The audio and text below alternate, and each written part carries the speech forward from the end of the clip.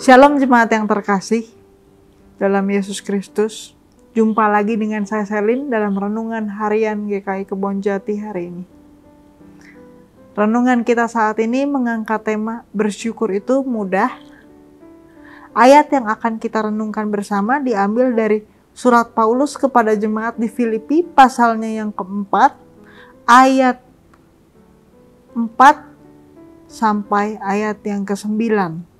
Dan dilanjutkan ayat yang ke-13. Tertulis demikian.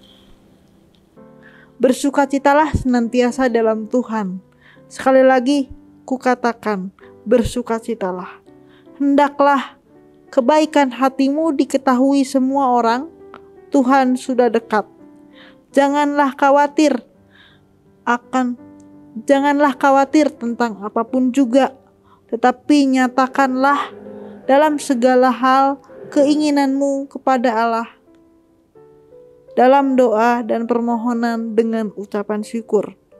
Damai sejahtera Allah yang melampaui segala akal akan memelihara hati dan pikiranmu dalam Kristus Yesus.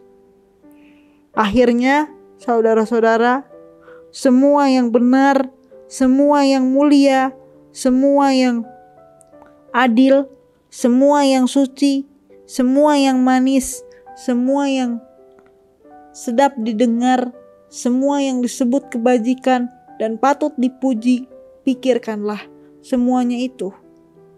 Apa yang telah kamu pelajari, apa yang telah kamu terima, apa yang telah kamu dengar, dan apa yang telah kamu lihat daripadaku, lakukanlah itu.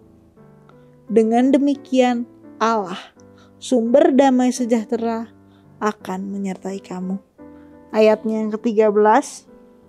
Segala hal dapat kutanggung di dalam Dia yang memberi kekuatan kepadaku. Bapak, Ibu, dan saudara terkasih, dalam hidup yang kita jalani hari-hari ini bukanlah hidup yang mudah. Banyak kesulitan, banyak kegelisahan yang kita hadapi.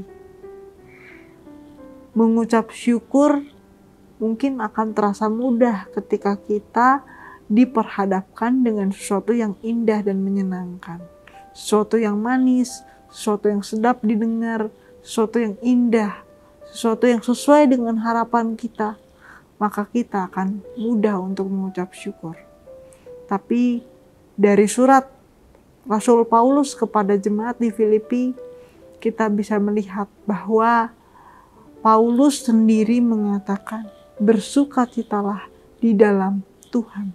Dan damai sejahtera yang melampaui segala akal akan memenuhi hati kita kalau kita berserah pada Tuhan. Jika kita sedikit menoleh dan melihat apa yang terjadi dan dialami oleh Rasul Paulus ketika menulis surat ini, keadaannya tidak dan bukan keadaan yang mudah, Bapak Ibu.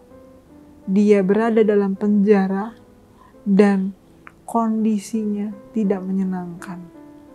Dalam kondisi demikian, sangat mudah bagi Rasul Paulus untuk mengeluh, untuk marah, untuk mengutuki keadaan yang ada.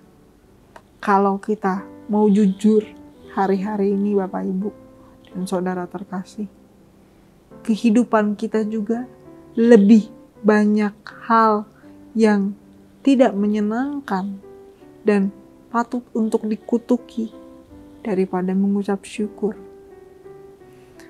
Namun, bukan itu pilihan yang Rasul Paulus ambil. Dan itu juga yang harus menjadi teladan hidup kita saat ini.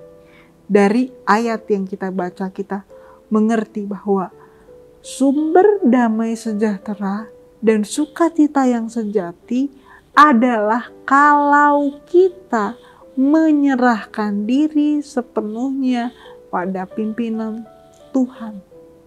Ketika kita menyerahkan seluruh pergumulan dan persoalan yang kita hadapi hari-hari ini kepada Tuhan, kita akan bisa melihat bahwa ada hal yang bisa kita syukuri dalam hidup yang kita jalani.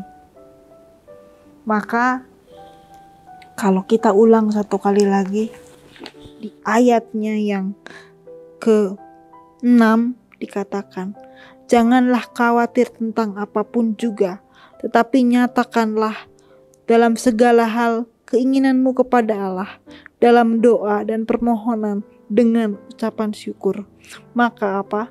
Maka kalau kita sudah mengucap syukur dan berdoa, mengutarakan semua pada Tuhan, ayat 7 mengatakan bahwa damai sejahtera Allah yang melampaui segala akal akan memelihara hati dan pikiranmu dalam Kristus Yesus.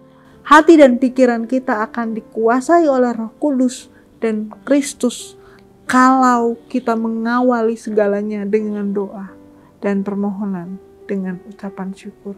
Maka yang bagian paling penting dari sini adalah sukacita dan syukur itu bukan kita usahakan sendiri. Kita bisa bersukacita dan bersyukur kalau kita benar-benar menyerahkan segala pergumulan kita dalam pimpinan dan penyertaan Tuhan. Oleh karena itu, dalam ayat 13 dikatakan bahwa segala perkara dapat kutanggung di dalam Dia yang memberi kekuatan kepadaku. Paulus mengakui bahwa yang memberikan kekuatan yang sejati kepadanya adalah Kristus sendiri. Maka bagaimana dengan kita?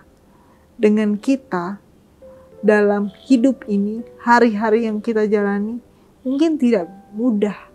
Banyak kesulitan dan banyak keberatan.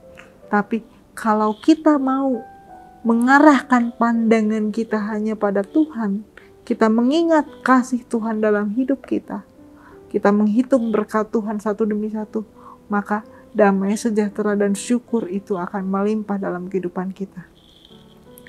Saya akan menutup renungan kita hari ini dengan satu ayat lagi yang Rasul Paulus tulis dalam 1 Tesalonika 5 ayat 16 sampai 18. Bersukacitalah senantiasa, tetaplah berdoa, mengucap syukurlah dalam segala hal, sebab itulah yang dikehendaki Allah dalam Kristus Yesus bagi kamu. Sekali lagi Bapak Ibu, kita hanya bisa bersukacita dan bersyukur yang sungguh-sungguh mengucap syukur dalam segala keadaan kalau kita menyerahkan diri kita sepenuhnya pada pimpinan dan pertolongan Roh Kudus. Kiranya renungan hari ini boleh menjadi berkat bagi kita semua. Tuhan Yesus memberkati.